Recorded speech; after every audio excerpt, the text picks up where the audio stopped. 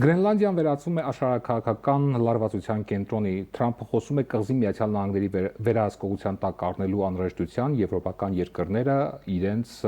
զինվորական ներկայությունը հաստատելու մասին։ Ինչ է իրականում տեղի ունենում Արկտիկայում այս թեմայով զրուցելու ենք քաղաքագետ Արա Պողոսյանի հետ։ Եվ այսպես Թրամփը հայտարարում է, որ Գրենլանդիան Միացյալ Նահանգներին անհրաժեշտ է ազգային անվտանգության նկատառումներով։ Ինչ է սպառնում Միացյալ Նահանգներին, որ ազգային անվտանգության նկատառումով Գրենլանդիան պետք է վերցնել, գրավել։ Միացյալ Նահանգները որպես հատկապես Դոնալդ Թրամփը նկատելի է, որ որպես իր քաղաքական կուրսի տեսական հենք վերցրել է քաղաքական ռեալիզմը։ Իսկ ինչ է ենթադրում քաղաքական ռեալիզմը։ Քաղաքական ռեալիզմը մեծ տեղ է տալիս ուժին։ Եվ պատահական չի, որ Միացյալ Նահանգների տարբեր պաշտոնյաներ հաճախ խոսում են ուժի մասին, որ միջազգային հարաբերությունների հիմքը եւ իրականում այդ մասին նաեւ ժամանակին խոսում էր Հանս Մորգենթաունն իր հայտնի աշխատության մեջ, որ միջազգային հարաբերությունների բազային էլեմենտը դա ուժն է։ Հիմա երբ ֆիքսեցինք, որ Միացյալ Նահանգների արդի արտաքին քաղաքականությունը ունի ոչ թե ռեակցիոն բնույթ, այլ հիմնված է որոշակի տեսությունների վրա, որոշակի մշակվածություն ունի, հավանաբար կհրապարակեն ինչ-որ մի օր նաև այդ դոկտրինը, որով առաջնորդվում է Դոնալդ Թրամփը, այն գերակայություն է տալիս Միացյալ Նահանգների դերի եւ ազդեցության հաստատմանը ամբողջ արևմտյան կիսագնդում։ Ամբողջ արևմտյան կիսագունդ ասելով առաջին հերթին հասկանում ենք հարավային Ամերիկա կամ Լատինական Ամերիկան եւ իր բոլոր պետությունները, իսկ Գրենլանդիան կարծեք թե օրգանական շարունակությունն է արևմտյան կիսագնդի։ Թրամփը հայտարարում է, որ եթե իրենք ռազմական ներկայություն չունենան Գրենլանդիայում, դա կանի Ռուսաստանը կամ Չինաստանը։ Բայց պետք է հաշվի առնել, որ Գրենլանդիայում Միացյալ Նահանգները ունի ռազմական բազաներ, նաև ներկայություն ունի ՆԱՏՕ-ն։ Այս համատեքստում Միացյալ Նահանգներին բավարար չէ արդյոք այդ ներկայությունը Գրենլանդիայում։ Ես կարծում եմ, որ Միացյալ Նահանգների թիվ մեկ խնդիր իրականում այն չէ, որ կա ռեալ եւ սպասելի վտանգ Գրենլանդիայի նկատմամբ Ռուսաստանի կամ Չինաստանի կողմից։ Իսկ իրականում իրական վտանգ է դա, սպասելի վտանգ է։ Ես կարծում եմ, որ Միացյալ Նահանգները իր արդի քաղաքականության մեջ փորձում է կառուցել, այսպես ասենք, արևմտյան կիսագնդի եւ մնացյալ աշխարհի միջև պատ, անվտանգային պատ։ Եվ դա պարտադիր չէ, որ կախված լինի Ռուսաստանից կամ Չինաստանից ուղիղ սպառնալիքի հետ, որովհետև այդ սպառնալիքները հատկապես արդի աշխարհում ոչ միայն արտահայտվում են ռազմական ուժի տեսքով, այլև ազդեցությունների։ Իսկ Միացյալ Նահանգների թիվ 1 խնդիրը դա իր ազդեցության ոչ միայն պահպանումն է, այլև այդ ազդեցության ընդլայնումը։ Տպավորությունն է, որ քաղաքական ռեալիզմի միջոցով, այսինքն ուժը վերադարձնելով որպես միջազգային հարաբերությունների հիմնական թելադրող գործոն, Միացյալ Նահանգները փորձում է նախ իր գերակայությունը ամրապնդել ամբողջ արևմտյան կիսագնդում, այնուհետև փորձել հաստատվել իր ավանդական, այսպես ասենք, դաշնակցային տարածքներում, մասնավորապես նաև իմիջիայլոց այդպիսի տարածք է Իրանի Իսլամական Հանրապետության տարածքը, որովհետև մինչև իսլամական հեղափոխությունը Իրանը Միացյալ Նահանգների մերձավորագույն դաշնակիցներ ամբողջ մերձավոր արևելքում, նույնիսկ եթե մենք նայենք ամերիկյան տարբեր քաղաքական գործիչների, փորձագետների եւ դիվանագետների այդ ժամանակահատվածի գրությունները կտեսնենք, որ ավելի մեծ դեր էր վերապահված Իրանին, քան նույնիսկ Իսրայելին։ Մենք տեսնում ենք նաև Միացյալ Նահանգների քաղաքականությունը այս ուղղությամբ ժամանակակից աշխարհում։ Իսկ Գրենլանդիան որպես իր, այսպես ասենք, Միացյալ Նահանգների աշխարհաքաղաքական տարածքի շարունակություն կամ այսպես մերձավոր արտասահման, հա, էլ ավելի մեծ դեր եւ նշանակություն է ստանում Միացյալ Նահանգների համար։ Իմիջիայլոց այս համատեքստում նաեւ պատահական չէր Դոնալդ Թրամփի հավակնությունները Կանադայի նկատմամբ, երբ հայտարարում էր, որ Կանադան պետք է դառնա Միացյալ Նահանգների 51-րդ նահանգը։ Արդյոք վտանգավոր չէ ուժի քաղաքականությամբ շարժվելը, որովհետեւ դա կարող է նախադեպային դառնալ եւ շատ հեռու չգնանք հարևան երկրից մոտավորապես նույն կարգի նմանատիպ հայտարարություններ լսում ենք։ Եթե բարի կամքով չտան, ուժով կմտնենք Հայաստան, տանկերով կմտնենք կամ եւ այլն, լսել ենք։ Այսինքն կարող է սա դառնալ նախադեպային եւ աշխարհակաղակական իրողության մեջ դա անցալվի արդեն նորմա։ Տեսեք, ես կարծում եմ, որ սա կախված է հատկապես աշխարհակաղակական անցումային փուլի հետ։ Այդ բոլոր անցումային ժամանակահատվածները միշտ ուժը վերադարձել է որպես գերակա գործոն։ Աշխարհակարգի փոփոխություն է տեղի ունենում, տրամաբանական է, որ դադարում է կամ որոշակիորեն դադարում է միջազգային հաստատված իրավակարգը, որպիսի գծվի նոր միջազգային իրավակարգ, որովհետև այն վիճակը, որը մենք տեսնում ենք այսօրվա միավորված ազգերի կազմակերպությունում, իմիջիայլոց է հենց Պոտսդամյան աշխարհակարգի պահպանման հենքը հենց միավորված ազգերի կազմակերպությունն էր, որտեղ հաղթող 5 տերությունները որոշեցին, որ պետք է իրենց հաստատած խաղի կանոններով աշխարհը շարունակի ապրել։ Այժմ շատ է խոսվում փոքր պետությունների գոյատևման համար լրջագույն վտանգները, որոնք կան այսօր, հատկապես ուժի գործոնի ամրապնդման պարագայում, որը անցումային փուլում լինելու է որոշիչ, այլ ավելի է սրվելու փոքր պետությունների գոյատևման, այսպես հնարավորությունները մարտահրավերներ ունեք դուք։ Տեսեք,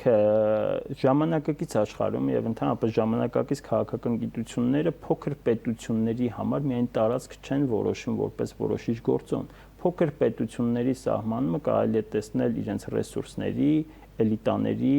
քաղաքական համակարգերի այս ամբողջությունն է, որը տալիս է մեզ հնարավորություն սահմանելու տվյալ պետությունը դասվում է որպես փոքր պետություն, թե որպես միջին կամ մեծ պետություն։ Եթե փոքր պետություն զուտ աշխարհագրական տարածքը եւ ռեսուրսները բնական նկատի ունենանք, ապա կտեսնենք, որ Իսրայելը ուղղակի ջախջախում է այս տեսությունը։ Իսրայելը այսօր վերածվում է միջին տերության, որը ունի չունենալով բնական լրջագույն ռեսուրսներ, ինչպես շատ մեծ պետություններ, ունի տեխնոլոգիական առաջընթաց, որով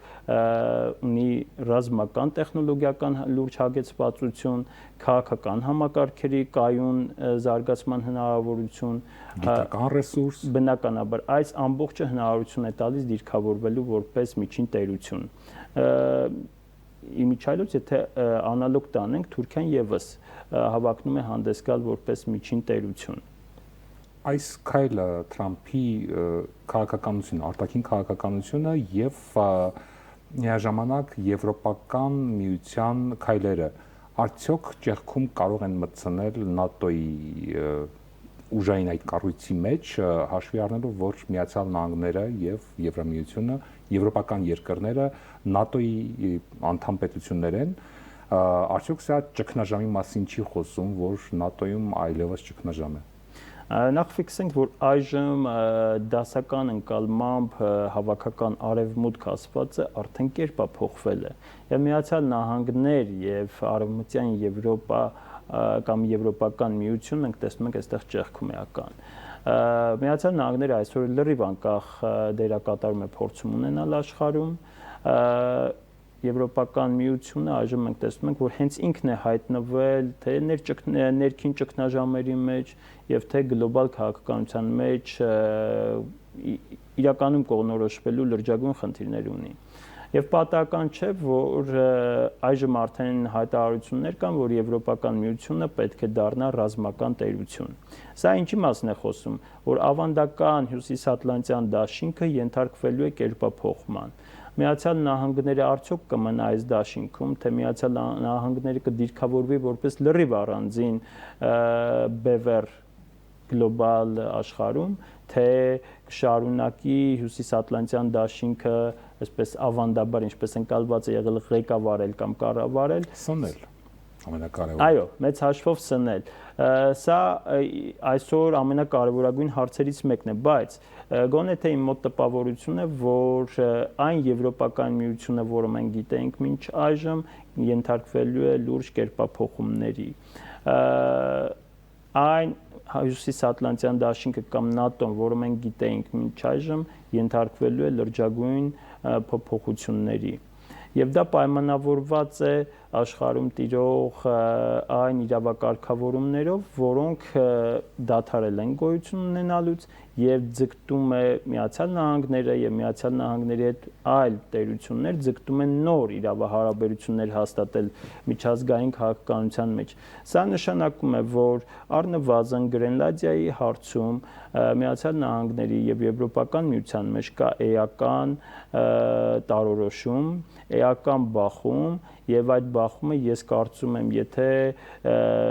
ամերիկյան արտաքին քաղաքականությունը գոնե թե այս մասով փոփոխության չենթարկվի, դա ավելի խորանալու է եւ Դանիան իր հերթին ես կարծում եմ, որ ձգտելու է գոնե թե չզիջել, եթե իհարկե ունենա եվրոպական հիմնական տերությունների աջակցություն։ Այս պահին կա այդ աջակցությունը Ֆրանսիայի, Գերմանիայի եւ Մեծ Բրիտանիայի կողմից, բայց թե ինչքան դա կպահպանվի, սա արդեն հարցի մյուս կողմն է։ CNN-ի հարցումներով ամերիկացիների շուրջ 75%-ը դեմ է Գրենլանդիայի նկատմամբ վերահսկողություն հաստատելու Միացյալ Նահանգների փորձերին։ Սա ինչի մասին է խոսում։ Տեսեք, վերջին հատկապես հայտարարությունները Դոնալդ Թրամփի, թե այստեղ բավականին շատ ռուսական եւ չինական ռազմանավեր կան եւ այլն, սա փորձ է շեղել կամ փոխել հասարակական, ազդել հասարակական կարծիքի վրա, ցույց տալ, որ կա իրական եւ ռեալ վտանգ։ Այնինչ ես կարծում եմ, որ հասարակական կարծիք ձևավորելու համար այս պահին Դոնալդ Թրամփը չունի լուրջ ներուժ, այս հակասությունները ամերիկյան հասարակության մեջ լինելու են, որովհետեւ Գրենլանդիայի մասը ներքաղաքական ճգնաժամ կարող է առաջացնել։ Տեսեք, ամերիկյան քաղաքականությունը եւ ընդհանրապես հասարակական կառուցվածքը որոշակի տարբերություններ ունի մեզ ծանոթ պետություններից։ Եվրասիական գրեթե բոլոր պետություններից ամերիկյան ներքին կառուցվածքը, հասարակական կառուցվածքը լրջագույն փոփոխությունների է ենթարկված, էապես տարբերվում է։ Հետևաբար դասական ինդիկատորներով կարծում եմ հնարավոր չէ չափել արդյոք Գրենլանդիայի հարցը Միացյալ Նահանգներում կառաջացնի դիմադրություն թե ոչ։ Եթե ռազմական ուժի հարցվածների 55%-ը օրինակ կարծում է, որ Թրամփը չափը անցել է Միացյալ Նահանգների զինված ուժերը արդեն իր նպատակների համար է օգտագործում եւ սա ըստ էության կարծում են, որ շատ հավանական է, որ ազդի Թրամփի վարկանիշի վրա, ընդհանուր վարկանիշը երկրի ներսում հենց։ Կարծում եմ իրապես կազդի Թրամփի վարկանիշի վրա, բայց ներքին հասարակական ցնցումներ կարծում եմ, որ այս պահին գոնե թե քիչ հավանական է։ Տեսեք, հենց Թրամփի հենց հանրապետականների թիմում կա էական այսպես կարծիքների բախում Կոնգրեսում, Սենատում, այսինքն Գրենլանդիան այն հարցն է, որը առաջացրել է լուրջ բախումներ ամերիկյան քաղաքական էլիտաների մեջ, բայց եթե այն լինի փափուկ ուժի միջոցով, այսինքն ոչ ռազմական գործիքակազմի միջոցով, ես կարծում եմ էական, այսպես ցնցումներ չի առաջացնի։ Եթե Վենեսուելայի պարագայում, եթե Իրանի պարագայում մենք այդ քարոզչական աշխատանքները տեսնում ենք, ընդ որում ոչ մեկ շաբաթ կամ մեկ ամիս տարիներով այդ քարոզչական աշխատանքը կատարվել է եւ դեմոնիզացվել են այս երկրների քաղաքական էլիտաները, ապա Գրենլանդիայի պարագայում սա հնարավոր չի։ Այդ դեպքում ինչի համար էր այս ամբողջ պատմությունը։ Ինչու էր սա անհրաժեշտ Թրամփին։ Թրամփը որպես քաղաքական գործիչ ունի շատ հետաքրքիր քաղաքական ձեռագիր։ Եթե փորձենք տերմին սրան տալ առավելագույն ճնշման քաղաքականություն, ինչու է ընդհանրում առավելագույն ճնշման քաղաքականությունը, տարբեր գործիքակազմերի միջոցով ցույց տալ, որ դու այլևս չես կարող պայքարել իր դեմ, որ իր դիմացի ուժը վճռական է եւ դու պայքարելու լայն գործիքակազմ չունես նրա դեմ, թե տնտեսական, թե ռազմական, թե քաղաքական, դու ստիպված ես նահանջել։ Եվ Թրամփին հենց այս նահանջն է անհրաժեշտ։ Ու հենց այս նահանջի պարագայում է, որ Թրամփը կարող է հասնել իր նպատակներին։ Ինչ այլոց Վենեսուելայի դեպքում ես կարծում եմ հենց առավելագույն ճնշման քաղաքականությունն էր առաջնային գործոնը եւ ոչ թե ռազմական ուժի կիրառումը, որովհետեւ վենեսուելական էլիտաների մեջ արդեն կար պառակտվածություն։ Այդ պատահական չէր, որ անմիջապես գործողությունից հետո եղան ձերբակալումներ տարբեր պաշտոնյաների, այդ թվում նաև հետախուզության պետի։ Նույնը ենթադրում եմ փորձ է թե Եվրոպական միության մեջ եւ թե հատկապես դանիական եւ գրենլանդական իշխանությունների միջև առաջացնել այսպիսի պարակտվածություն, որը եւ կլուծի այն խնդիրը, որը Թրամփը դրել է իր առաջ։ Բացի անվտանգայինից Միացյալ Նահանգներին, Գրենլանդիային ինչ է անհրաժեշտ։ Օգտակար հանածոներն են անհրաժեշտ։ Բնականաբար ռեսուրսները ժամանակակից քաղաքականության մեջ շատ բան են որոշում։ Գլխավոր որոշիչը չեն։ Գրենլանդիան ոչ միայն դեպի Արկտիկա տանող ճանապարհ է, այլև լրջագույն ռեսուրսներ, իսկ չինական, տեսեք, այս ամբողջ թնջուկը առաջացել է Չինաստանը որպես հառնող գերտերություն այս տեսիլքից։ Որպեսզի Միացյալ Նահանգները ունենա հնարավորություն կասեցնելու չինական տնտեսական ներուժի ուղղակի աննախընթաց աճը, ռազմական ներուժի աճը, տեխնոլոգիական ներուժի աճը, պետք է առնվազն համարժեք ուժ համադրի։ Որպեսզի համարժեք ուժ լինի չինական աճող ազդեցության դեմ, պետք է որ լրջագույն ռեսուրսներ կենտրոնացնի իր շուրջ Միացյալ Նահանգների։ Ընդ որում տարբեր ամերիկյան տեսաբաններ սրա մասին վաղուց խոսել են, որ Միացյալ Նահանգները, եթե չկարողանա իր շուրջ համախմբել լրջագույն ռեսուրսներ, ինչ որ պահից այլևս չի կարողանա դիմադրել չինական աճող զորության։ Իմիջիայլոց նաև վենեսուելական, այսպես պայմանական քեյսի կարևորությունը նրանով էր, որ Վենեսուելան Չինաստանին հիմնական նավթ մատակարարող պետություններից էր։ Եվ հետաքրքրությունը նաև այն է, որ նմանապես Իրանն է, որ Չինաստանին դարձյալ էներգակիրներ մատակարարող հիմնական դերակատարներից է։ Եվ եթե փորձենք այս ամեն ինչը համադրել, կտեսնենք, որ հիմնական այսպես պատկերավոր, եթե ասենք, տիտանների միջև պայքար է, որտեղ յուրաքանչյուրը ձգտում է իր շուրջ առավելագույն ռեսուրսներ կենտրոնացնել։ Ինչ է տեղի ունենալու Գրենլանդիայի հարցում այսօր արդեն մի տեսակ լռություն է, բայց ինչպես ասում են, լռություն փոթորկից առաջ կարող է լինել։ Ինչ սպասել։ Ամենահավանական սցենարը ես տեսնում եմ առավելագույն ճնշման քաղաքականություն Դանիայի նկատմամբ, որպեսզի Միացյալ Նահանգները հաստատի իր ազդեցությունը։ Ընդ որում պարտադիր չէ, որպեսզի այդ ազդեցությունը լինի Գրենլանդիան որպես Միացյալ Նահանգների, ենթադրենք 51-րդ նահանգ դառնա։ Այդ ազդեցությունը կարող է արտահայտվել այլ ձևերով, ավելի փափուկ ձևերով։ Ընդ որում միջազգային այսպես քաղաքականության մեջ կա նաև այսպիսի հետաքրքիր տեխնոլոգիա, երբ առավելագույն պահանջ դնելով դու ձգտում ես նվազագույնը ստանալ։ Այս պարագայում Միացյալ Նահանգները գոնե թե հրապարակել է առավելագույն պահանջը Գրենլանդիան որպես ամերիկյան պրոտեկտորատ կլինի, նահանգ կլինի։ Նվազագույն ինչ է ստանալու։ Ահա կարևորը նվազագույնն է, այո։ Նվազագույնն այն է, որպեսզի Միացյալ Նահանգները ստանա ռազմական ներկայացվածություն Գրենլանդիայում, ստանա հնարավորություն գրենլանդական ռեսուրսների ռազմական ներկայություն, բավականին համեստ ներկայություն, այսինքն ՆԱՏՕ-ի շրջանակում ներկայություն։ Այժմ ես կարծում եմ, որպես Միացյալ Նահանգներ կփորձի զենք, սպառազինություն տեղակայել Գրենլանդիայում, այսինքն ամերիկյան բազա ստեղծել Գրենլանդիայում եւ ունենալ հասանելիություն Գրենլանդիայի օգտակար հանածոներին։ Շնորհակալություն մեր հարցերին պատասխանելու համար։ Մենք զրուցում էինք